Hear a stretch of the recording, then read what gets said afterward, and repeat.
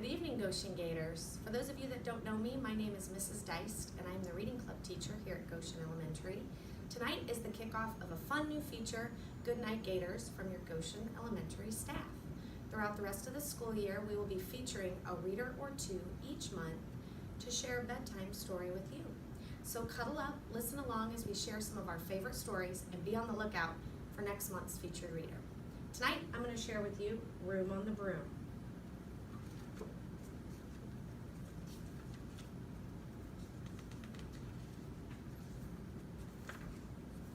The witch had a cat and a hat that was black, and long ginger hair in a braid down her back.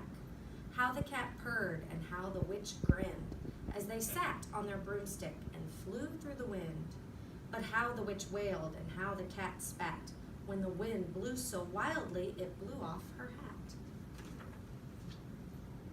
Down cried the witch, and they flew to the ground. They searched for the hat, but no hat could be found. Then out of the bushes on thundering paws there bounded a dog with the hat in his jaws. He dropped it politely, then eagerly said, as the witch pulled the hat firmly down on her head, "I am a dog, as keen as can be. Is there room on the broom for a dog like me?"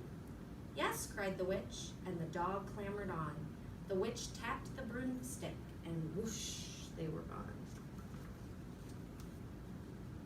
Over the fields and the forests they flew. The dog wagged his tail, and the stormy wind blew. The witch laughed out loud and held on to her hat, but away blew the bow from her braid, just like that. Down cried the witch, and they flew to the ground. They searched for the bow, but no bow could be found. Then out from a tree with an ear-splitting shriek, there flapped a green bird with a bow in her beak. She dropped it politely and bent her head low, then said, as this witch tied her braid in the bow, "I am a bird as green as can be. Is there room on the broom for a bird like me?" "Yes," cried the witch. So the bird fluttered on. The witch tapped the broomstick, and whoosh, they were gone. Over the reeds and the rivers they flew. The birds shrieked with glee, and the stormy wind blew. They shot through the sky to the back of beyond. The witch clutched her bow, but let go of her wand. Down cried the witch, and they flew to the ground. They searched for the wand, but no wand could be found. Then all of a sudden, from out of a pond, leaped a dripping wet frog with a dripping wet wand. He dropped it politely, then said with a croak, as the witch dried the wand on a fold of her cloak, "I am a frog as clean as can be. Is there room on the broom for a frog like me?" "Yes," said the witch. So the frog bounded on. The witch tapped the broomstick, and whoosh, they were gone. Over the moors and the mountains they flew. The frog jumped for joy, and the broom snapped in two. Down fell the cat and the dog and the frog. Down went tumbling into a bog. The witch's half broomstick flew into a cloud, and the witch heard a roar that was scary and loud. "I am a dragon as mean as can be, and which with French fries tastes delicious to me." "No," cried the witch, flying higher and higher. The dragon flew after her, breathing out fire.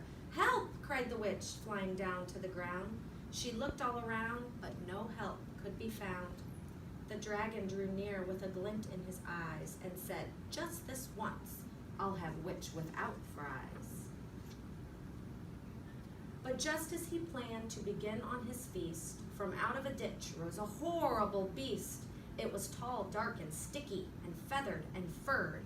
It had 4 frightful heads and wings like a bird.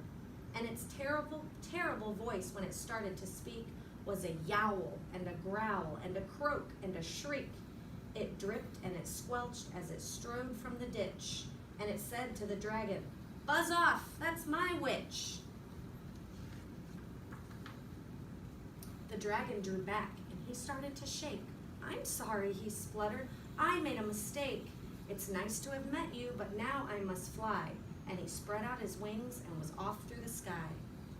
Then down flew the bird, and down jumped the frog. Down climbed the cat, and phew, said the dog. "And thank you, oh thank you," the grateful witch cried. Without you, I'd be in that dragon's inside.